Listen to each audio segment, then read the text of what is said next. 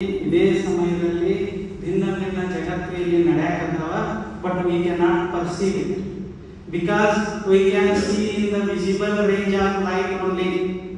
ವಿಜ್ಞಾನ ಪ್ರಕಾರ ಹೇಳಬೇಕಾದ್ರೆ ನಾವು ವಿಸಿಬಲ್ ರೇಂಜ್ ಲೈಟ್ ಯಾವಾಗ ರಿಫ್ಲೆಕ್ಟ್ ಆಗ್ತದ ಅಂತ ಬಾಡಿ ಅಡ್ಡ ಪರ್ಸೀವ್ ಮಾಡುವಂತ ಶಕ್ತಿ ಈ ಆರ್ಗಾನಿಕ್ ಅದ. ಇನ್ಫ್ರಾರೆಡ್ ರೇಸ್ ಹೋದ್ರೆ ಸಿಗುದಿಲ್ಲ, ರೇಡಿಯೋ ರೇಸ್ ಹೋದ್ರೂ ಸಿಗುದಿಲ್ಲ, ಇಲ್ಲ ಅಲ್ಟ್ರಾ ವೈಲೆಟ್ ರೇಸ್ ಸಿಗುದಿಲ್ಲ. ಹಿಂಗೆಲ್ಲ ಗಾಮಾ ರೇಸ್, ಬೀಟಾ ರೇಸ್ ಇವು ಎಲ್ಲ ಹಿಂದೆ ನಮ್ಗೆ ಹೋಗಕ್ಕೆ ಆಗುದಿಲ್ಲ. ಸುಮ್ಮನೆ ವಿಜ್ಞಾನದಾಗ ಹೇಳ್ಬೇಕಂದ್ರೆ ನಾವು ನೋಡು ಜಗತ್ತು ಬಹಳ ಸೀಮಿತವಾದಂಥದ್ದು. ಮತ್ತು ನಮ್ಮ ಕಂಡದ ಸತ್ಯದ ಅಂತಲ್ಲ. ಈಗ ಒಂದು ನಾಯಿ ತಂದು ನಿಂದ್ರಿಸಿದ್ರಿ ಅಂದ್ರೆ ನಾಯಿಗೆ ಕೇವಲ ಬಿಳಿ ಮತ್ತು ಕಪ್ಪು ಅಡ್ಡ ಗ್ರಹಿಸ್ಲಿಕ್ಕೆ ಬರ್ತದೆ. ನಾವು 7 ತರದ ಬಣ್ಣಗಳನ್ನು ಗ್ರಹಿಸ್ಲಿಕ್ಕೆ ಸಾಕಾಗ್ತದೆ. ಯಾರಿಗೆ? ನಮಗೆ. ನಾಯಿಗೆ 2 ತರ, ಕಪ್ಪು ಬೆಳಕು. ಅದು ನೋಡಿದ್ರೆ ಹಸರ ಕೆಂಪ ಕಂಡು ಹಿಡಿದಿಲ್ಲ. ಅದಕ್ಕೆಲ್ಲ ಜನ ಬ್ಲ್ಯಾಕ್ ಆ್ಯಂಡ್ ವೈಟ್. ಏನು ಅದರದ್ದು ಸರಿನೋ ನಮ್ಮದು ಸರಿನೋ ಯಾರ್ದು ಸರಿ? ಬಹಳ ಆಶ್ಚರ್ಯವಾದ ಜಗತ್ತಿದೆ. ಸುಮ್ಮನೆ ನಾವು ಏನು ತಿಳ್ಕೊಂಡ್ಬಿಟ್ಟಿವಿ, ನಮ್ಗೆಲ್ಲ ಗೊತ್ತದ ಅಂತೇಳಿ. We are know nothing into this. We are all living in the deep darkness. ಏನು ನಡೆದೈತೆ ಅಂತ ಗೊತ್ತಿದೆ. ಹಂಗೆ ಸ್ವರ್ಗಕ್ಕೆ ಹೋಗ್ಬೇಕಂತ ಹೇಳಿ, ಸ್ವರ್ಗ ಅಂದ್ರೆ ಹೆಂಗಂದ್ರೆ ಅಲ್ಲಿ ಭೋಗ ಶರೀರ ಇರ್ತದೆ. ಇಲ್ಲಿಗತ್ತೆ ರೋಗ ಇರೋದಿಲ್ಲ. ನಮ್ಮ ಶಂಭೂರವ್ರು ಕಟ್ಟಿದಂಗೆ ಹಾಸ್ಪಿಟಲ್ ಕಟ್ಟಬೇಕಂತ ಏನಿಲ್ಲ.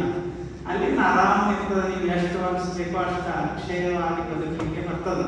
ಅಂದ್ರೆ ನಮ್ಮ ಪುಣ್ಯ ಎಷ್ಟು ಇರ್ತದೆ ಅಷ್ಟು. ಹಿಂಗೊಂದು ಕನ್ಸೆಪ್ಟ್ ಅದ. ಸೊ ನೀವು ಅದನ್ನು ವಿಜ್ಞಾನ ಓದಿ ನೋಡಿ. 5 ಜಗಳಾಟ ಸುಮ್ಮನೆ ಹಿಂಗದ ಗೊತ್ತಿಲ್ಲ ಬಗ್ಗೆ ಮಾತಾಡಿ ಮಾಡೋದು. ಅದು ನಹುಷ ನಮ್ಮ 100 ಯಜ್ಞಗಳನ್ನು ಯಾಗಗಳನ್ನು ಮಾಡಿ 100 ಯಾಗಗಳನ್ನು ಮಾಡಿದ್ರೆ ಅವ ಸ್ವರ್ಗಕ್ಕೆ ಹೋಗ್ತಾನಂತಿದ್ರು. ಒಬ್ಬ ಮನುಷ್ಯ ಭಾಳ ಅಂದ್ರೆ 200 ಮಾಡುವುದು ಒಂದು ಜೀವಿತ ಅವಧಿಯೇ.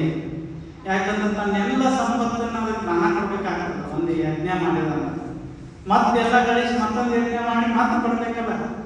ಇದೇ ಯಜ್ಞ ತನ್ನ ಇಲ್ಲೇ ಚಲೋ ಅಂತ ಅನಿಸ್ತಿರ್ತದೆ. ಆದ್ರೆ ನಹುಷ ಭಾಳ ಗಟ್ಟಿಲ್ಲ.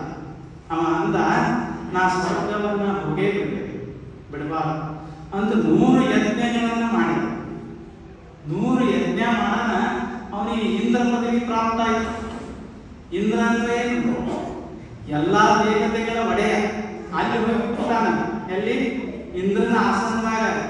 ಆದ್ರ ಅವನ ಒಳಗ ಕಾಮದ ಬೆಂಕಿ ಅಂತ.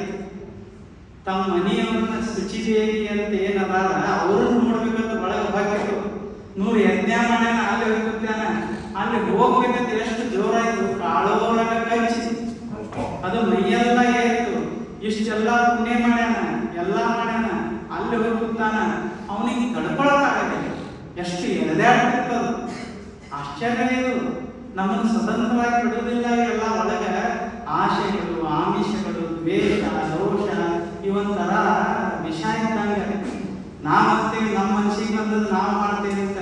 ಯಾರಿಗೆ ಧೈರ್ಯ ಐತಿಲ್ಲ ನಮ್ಮ ಮನಸ್ಸಿಗೆ ಬಂದದ್ದು ನಾವು ಮಾಡ್ತೇವೆ ಅಂತ ನಮ್ಮ ಹಿಡ್ಕೊಂಡ ಕುಂಡ್ರಬೇಕಂತಿರ್ತೇವೆ, ಕಾಲಿರ್ತಾವ. ನಿಂದಿರ್ಬೇಕಂತೇವೆ, ಇನ್ನೊಂದು ಕಡೆ ಎಳಿತಿರ್ತಾವ. ಶಾಂತೇಶ್ವರ ಧ್ಯಾನ ಮಾಡ್ಬೇಕಂತಿರ್ತಾವ, ಇಡ್ಲಿ ಬರ್ತಾವ. ಬಳ್ತೇಶ್ವರ ಜಪ ಮಾಡ್ಬೇಕಂತಿರ್ತಾರ, ರೋಡ್ ಬರ್ತಾವ. ಹಿಂಗೆ ಬರೋದಿಲ್ಲ. ಎಲ್ಲ ಬರ್ತಾರ, ಜಗತ್ತಿರ್ತಾವ. ಅಂದ್ರೆ ನಾವು ಯಾರು ಸ್ವತಂತ್ರವಾಗಿಲ್ಲ. ಯಾಕಂದ್ರೆ ಕಾಳೂರಾಗ ನಮ್ಮನ್ನು ಕಚ್ಚದ ಅಂತಾವ.